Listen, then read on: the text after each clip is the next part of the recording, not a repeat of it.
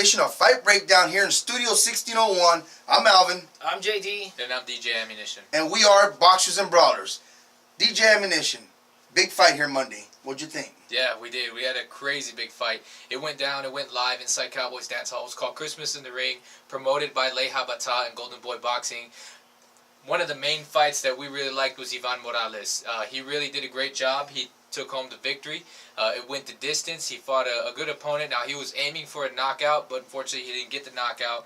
But he did fight a really good fight on that one. We had a chance to talk to him, and we actually took him out to Chulas and interviewed him there.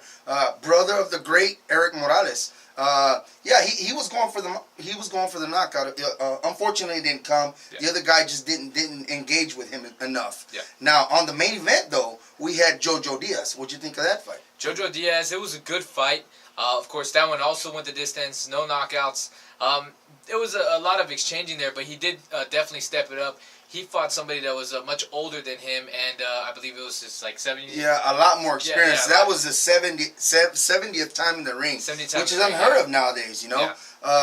But yeah, I mean, he pretty much put a boxing clinic, did what he had to do, and came out with the victory. Mm-hmm. Now, on that undercard as well, we had a lot of San Antonio fighters. One that shined that night, John David, for me, was Joseph Rodriguez. Joseph, the Texas Mongoose. Yeah, he had a very exciting fight throughout the night. His fight also went the distance, so he won a unanimous decision on a very action-packed fight that night. When we were interviewing him on the post-fight interview, we noticed that he had a little cut on his eyebrow. They attended to him real quick because he will be getting back in the ring on the 26th. You know, from Leija Bata is going to be putting another show there on the 26th of January. Back at Cowboys, isn't it? Cowboys, yes. Same location. Now, also on that card, another guy that did very well is Jairo Castaneda, another local prospect coming up, undefeated. He did what he had to do. He fought 4 rounds. He wants to move up to 6 rounds, but he did what he did. He took the guy the distance and won a unanimous decision. Now, moving on. Friday night here in San Antonio, we got Mayweather Promotions coming into town. Ishe Lara fight. John David, what do you think? I'm going to go ahead and go with Lara on that fight. I like Lara on the fight. I know Ishe's never been knocked out, but I think Ishe's going to get stopped in this one. Now, I think he's coming in with a lot of anger because he didn't get the decision because it is his first fight back from the Canelo loss. And I think he's got a lot to prove. The Canelo fight that they're making with Cotto, he wants to make a statement, I think, to get the winner of that match. Yeah. What do you think? I agree with you. I agree that Lara has a lot to prove right now. Of course, with him fighting Canelo, it was a controversial win. We had the chance to witness a fight ringside that night inside the MGM Grand in Las Vegas. And of course, in our eyes, we clearly saw that the Canelo pulled it off. Wasn't a great fight, but it was still good enough to where Canelo had won that one. Lara did get on his bike, and he was running a majority of the fight. Although I think Lara is going to take Smith out on this one, I would see a late round knockdown or maybe knockout. If not, for sure, Lara would pull off the decision in this one. And of course, this is called Lone Star Battle. It is going down inside the Alamo Dome. This is tomorrow on Friday. I believe it's the 12th. And Smith, he's 26-6. This is his second fight back from losing his title to Carlos Molina. So I think it's going to go the distance. He seems very confident. He seems very confident. For being that confident, I hope he does show up. I hope there's a great fight. I'd like to see a lot of firecrackers that night. Now, I don't know if it's because of the end of the year or what, but we got a lot of fights. Now, in Vegas, the following day, we got, man, a stacked card in two different events. First of all, we got Top Rank in Las Vegas. Top Rank will be at the Cosmopolitan. We got Bradley Chavez. Tell me something about the Bradley Chavez. It's going to be an exciting fight. We know that Bradley always comes to fight, as well as Chavez. So they expect a lot of stuff going on in that fight. Bradley's going to try. I believe Bradley's going to try to box him. Bradley would try to box him rather than get into a war with him, because Chavez does have some pop. He doesn't have one-punch knockout power, but he does have enough pop to stop you in your tracks for a few seconds. If you remember on the Keith Thurman interview that we had here in San Antonio when he fought Chavez, he said that Chavez actually hurt him really bad, and that's when he had to adjust to that. This is Bradley's first fight back from losing to Pacquiao. So he too, I think, has something to prove in the ring. Yeah, he should be going in with a lot of motivation, being it that he came off of that loss. So we'll see what happens. Okay, on that same night, on the same card, the co-main event is going to be Mauricio Herrera against Jose Benavides Jr. Another great fight, man.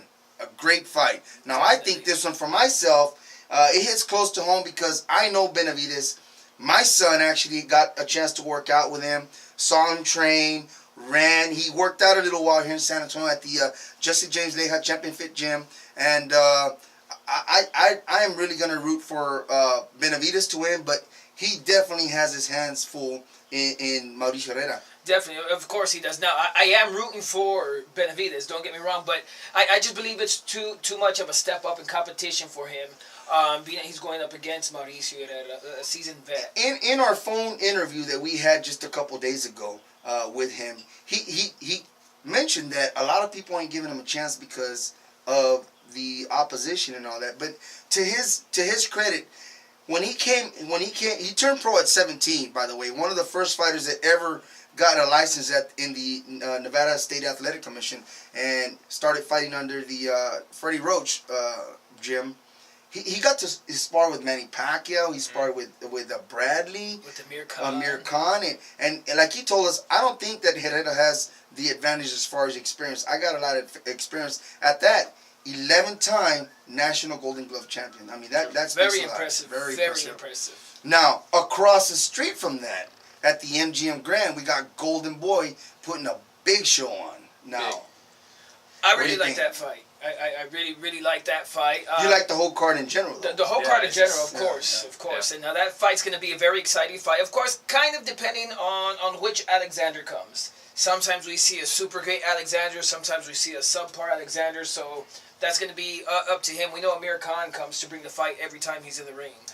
Here's my problem with Khan. I'm not saying he's going to lose that night, but here's my problem with Khan. He seems to worry too much about other fights in the horizon for him. Mm-hmm. He's calling out Mayweather. Mayweather every chance he gets. He's got Alexander in front of him. He's, to me, not focused with the task at hand because I think Alexander can actually beat him. I'm not saying he's going to beat him, but he can. If Khan doesn't go in straight-headed that day, Alexander can beat him. It's a 50-50 fight. It's a 50-50 fight, but if I had to choose at the end of the day, I'm going to go with Amir Khan in a unanimous decision, maybe even a split decision. To me, the last 5 fights that they have had, Khan is 3-2. Okay? Alexander's 4-1. And the opposition is pretty much about the same. But I don't know. I may pick Alexander as an upset for the night. So are you picking him, or are you? Gotta choose. Might you pick him? You gotta tune in for the next fight breakdown. Yeah. Okay. So I'm gonna go with Amir Khan though. Amir Khan, I think, is definitely gonna show up. I think he's gonna really put shame to Devin Alexander. I just see Khan as the better fighter in this one. No doubt about it. That's true. He does focus a lot more onto his. I guess you would consider it as a future fight. But, I mean, I think Amir Khan definitely is just going to show up and he's going to do work on Devin Alexander, and I definitely see a late round stoppage or definitely a 12-round decision in favor of Khan. Now, if Khan wins, he's definitely in the sweepstakes running of the Mayweather fight. The Mayweather sweepstakes, of course. Considering what happens with Mayweather versus Pacquiao, that does happen. I don't know. We'll see. We'll see. That's another fight breakdown. Okay, on that same night, that same card on the undercard, we're going to have Thurman versus an Italian Bandu. This is his first fight in the United States for Leonard Bandu. He's 31-0, 11 knockouts. I personally don't know much about him, but I know he's undefeated. He's fought pretty good opposition. What do you think? Thurman the Beast, man. One-time Thurman. That's what he's known for. I'm on the same token with you. I don't know much about Badu, is it? Leonard Badu. Leonard Badu. I don't know much about the guy. What I can say, I do know a whole heck of a lot of Keith Thurman. So we know Keith Thurman's going to bring the excitement. He's going to go for a knockout, as he always does. And let's hope for some big knockouts that night. Definitely my vote's going to go to Keith Thurman. Anybody that steps in the ring with Keith, I mean, they just get showed up. I mean, Keith Thurman comes through. He does definitely prove out his nickname being one time, and he's going to get a knockout or a knockdown. That's just how he works, man. He's got a lot of pop. He's got speed. He's just got stamina. He's got everything to him.